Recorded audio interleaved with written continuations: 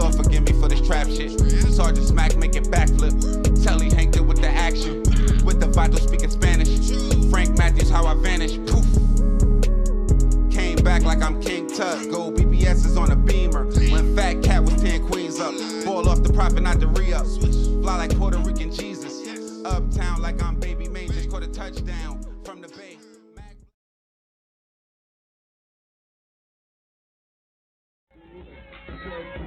Come on.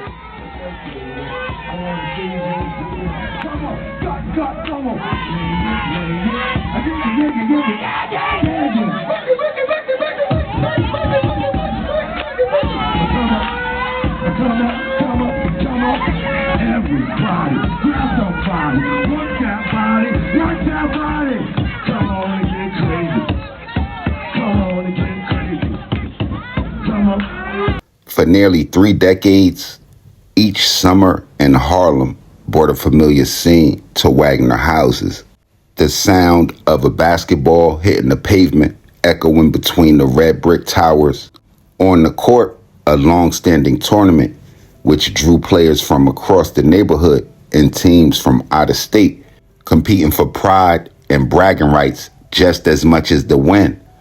Music would fill the air, a DJ set up on the sidelines, keeping the crowd moving between games, while old friends who hadn't seen each other in years stood in small circles, trading stories from years past. From the windows above, the residents would lean out and watch it all unfold, the laughter, the competition, an event that you could hear from blocks away, carrying across 122nd Street and First Avenue. But the reason that it exists is one that the community would never forget, because this gathering was born from a tragedy, the violent loss of a man who was more than a familiar face. To the people in Wagner, he was a legend. One dude in particular was Kenny Hutch.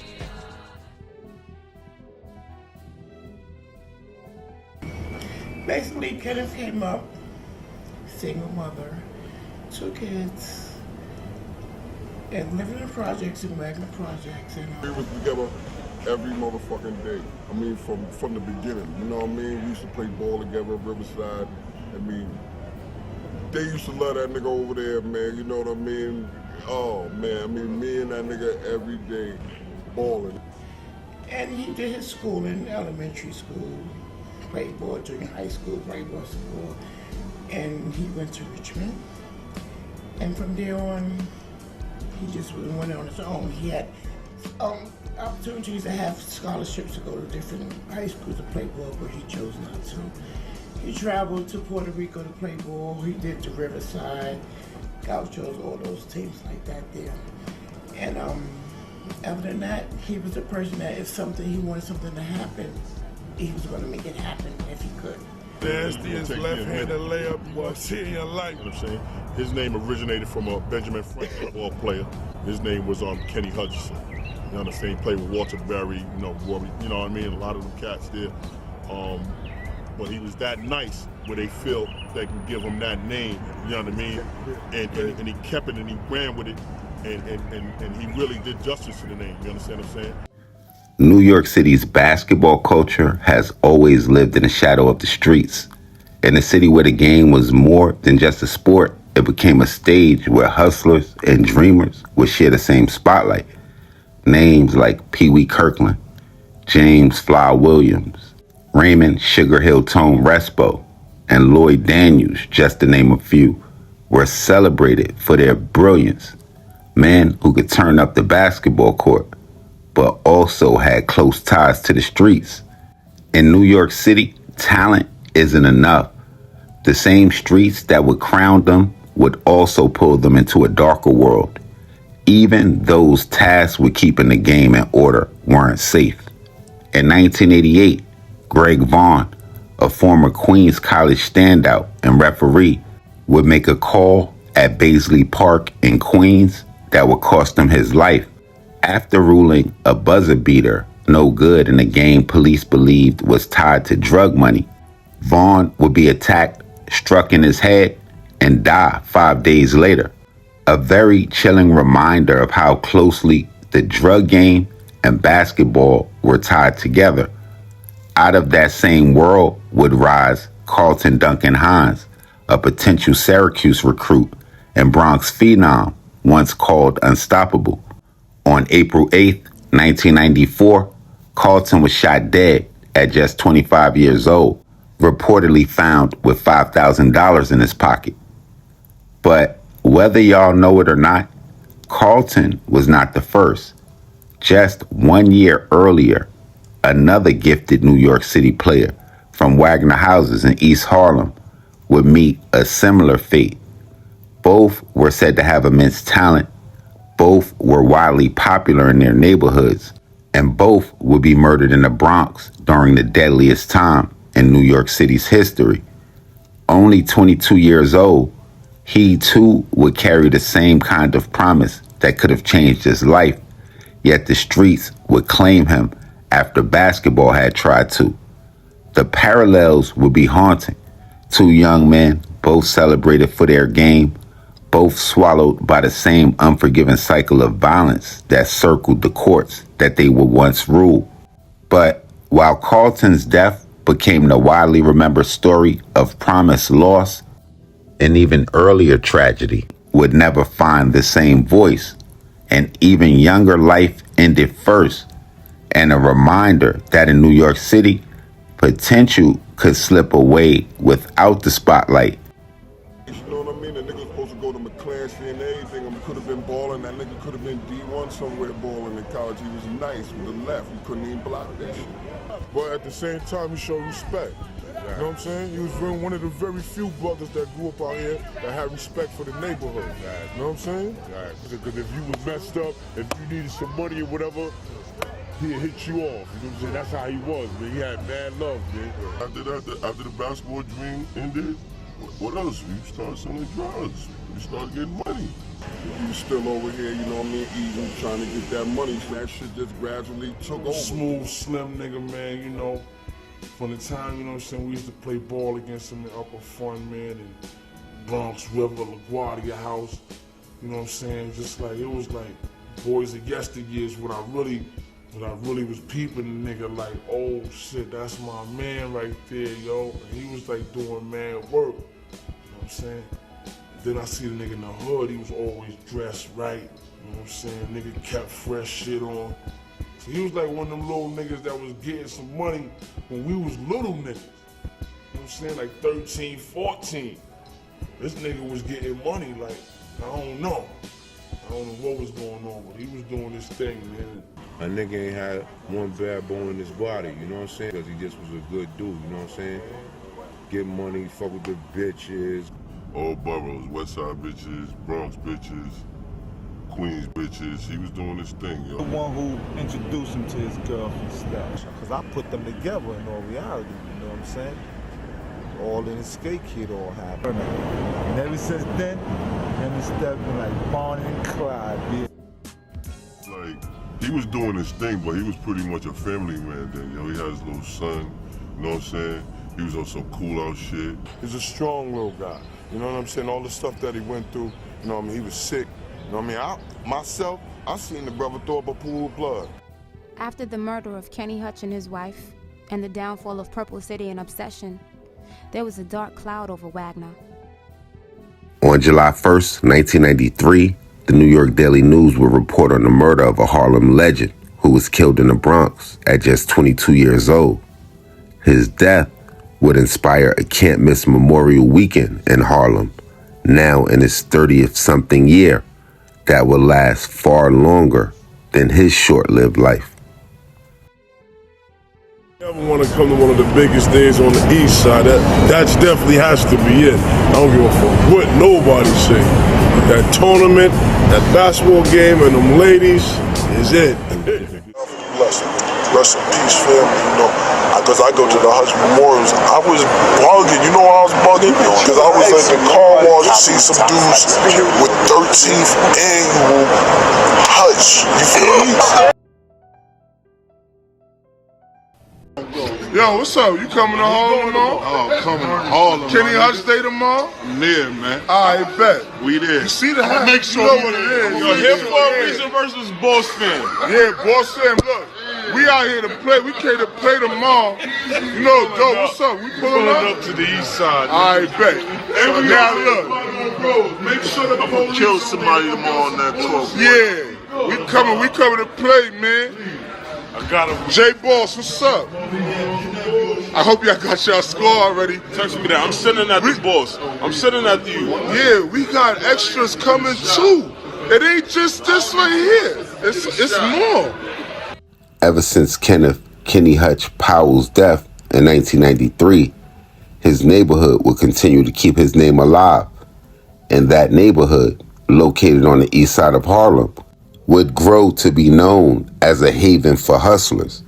Just like Silicon Valley is known for producing tech giants, or Italy is for producing mobsters, it would be impossible to tell a story of Kenny Hutch without also telling the story of Wagner. My niggas that I grew up with, they used to be over there getting that pack money, getting that motherfucking bundle money. That motherfucking... Wagner had the hardest run I remember. For the first time in a while, it was a quiet night in what drug dealers dubbed Purple City on 122nd Street. Yo, yeah, son, Wagner was wild, man. Yeah, Junior House 245, that was like the 4 building. Dudes was getting stabbed in 45. We had crews like the Renegades, the Down Boys, the Baby House Committee chapters of Zulu. We had the Real Mafia. That's when Italian Vinny and all them was running around on their bikes and all that on 1st and 2nd Avenue, Pleasant Avenue. Paladino side of Wagner was crazy. Wagner was wild. Like, you had to have like 2 loose aunts and at least a cousin plus 2 goons to walk through Wagner. That was the no-fly zone. My brother went to 45 and had to stab, I think he stabbed a kid named Smurf in the face with a pencil or something like that. It was crazy, you know what I'm saying? And, you know, you just ain't walk through Wagner. You know what I'm saying? Like, there was a different time zone. It was a different time, man. Also following some breaking news in East Harlem, where there has been a deadly shooting at a playground. Police tell us a man was shot and killed inside the Wagner Houses playground on 120th Street between 1st and 2nd Avenues. No other details have been released at this time. I lived in Wagner Houses 20 plus years. My experience has been good and bad. Raising my children here has been a good experience, but I had relatives in here that has been killed. I mean, it was terrible. They sold drugs in here. For someone that has not been here in Wagner, I would say that here is a great place. It's where you make it. It's how you make it, how you choose to live. He had to go to the hospital. He was in the hospital for a couple of weeks. You know what I mean? He let his wife hold an MP at the MP and shit. Whatever she was doing, she met the wrong niggas. She hooked up with some broad that was fucking with the dude from Ebony Lounge in the family. His girl stole something from them Colombian niggas, his connect, and she was fucking with another broad and Hutch girl. Hutch girl told Hutch, yo, I'm going to Florida. Hutch was like, what you going to Florida for? I'm going to be with my people. He said, you going to take the baby?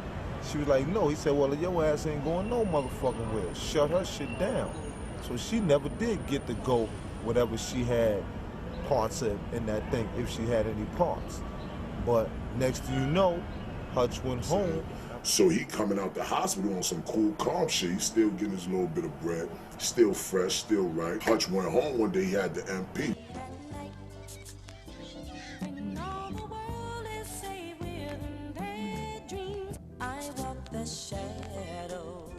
Pulled up in front of his building. Some niggas went in the building behind him. But Hutch is new to that area. He don't know who live in the building and who not living in the building. He wasn't living there that long. Niggas went up in the building with him. His girl was on the phone with another girl from the town. His wife or something must have been on the phone talking to somebody, talking to another chick, and she must have heard. She said, what's wrong? You know what I mean? What's happening? What's the matter, baby? And the phone hung up.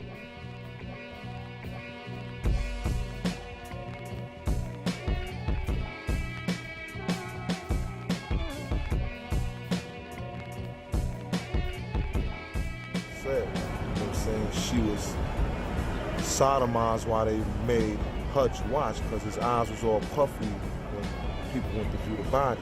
So he had to been crying watching them do this. And when they got the baby, my man Mom's got the baby, and the baby was saying, "Mommy, Daddy, Pop High." In my house, I was in the shower. Erica, my doogie, little nigga, he was a little nigga. Knocked on the door crying, talking about Hutch dead. I told him to get the fuck out of my house. So I'm like, y'all bugging.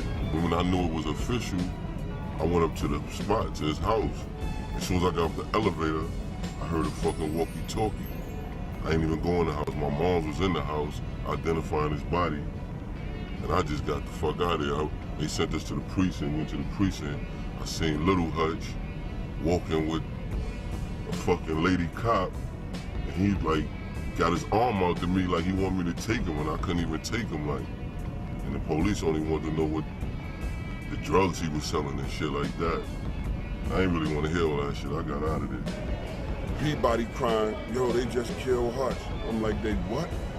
Hutch is dead, they just found him. No, Butter was in there, but he was all right.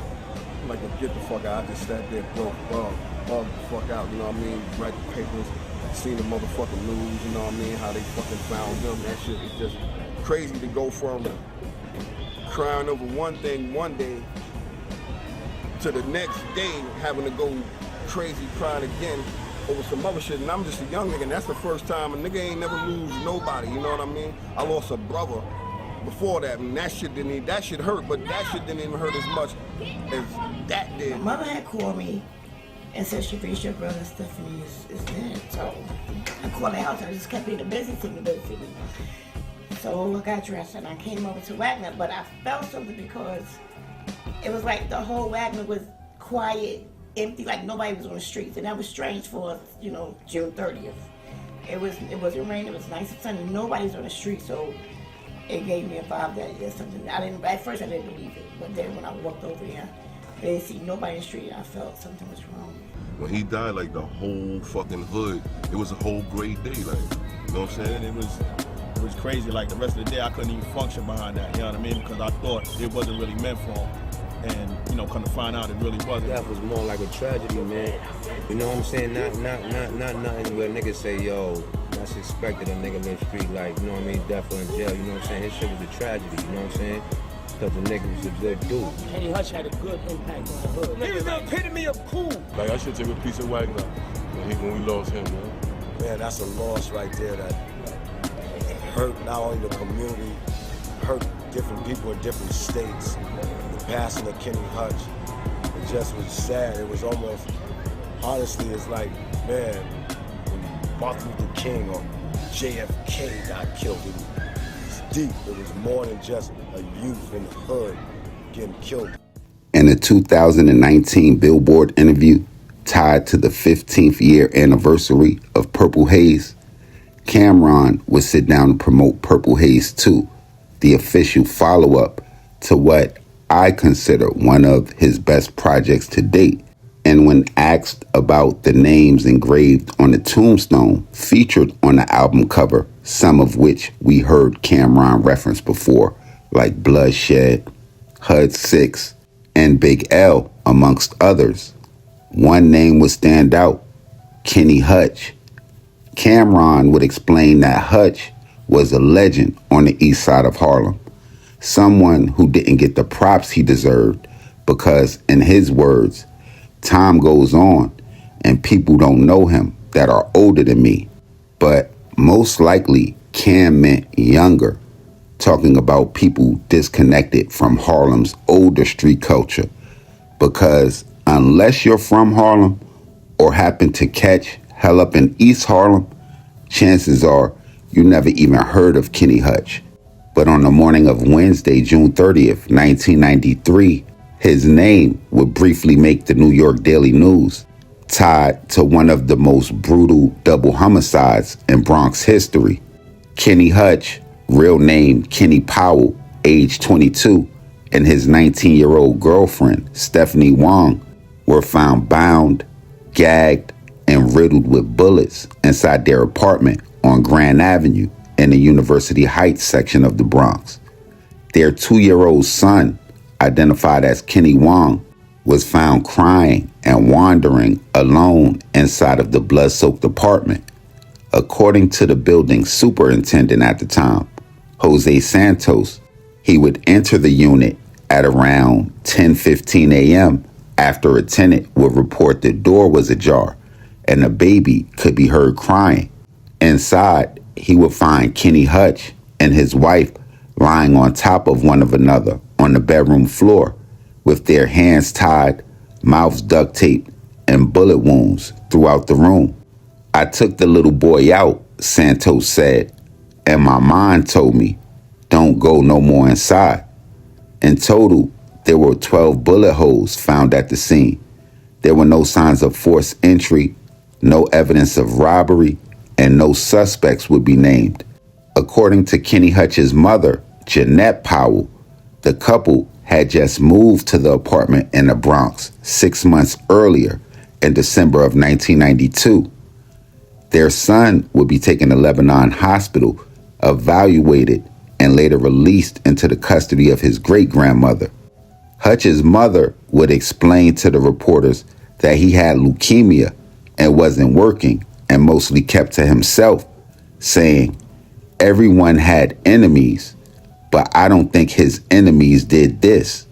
And based on my research, from the day that murder would take place over 32 years ago, up until today, still, there have been no answers, no justice, and minimal coverage discussing Hutch's life. That's why I knew I had to cover it.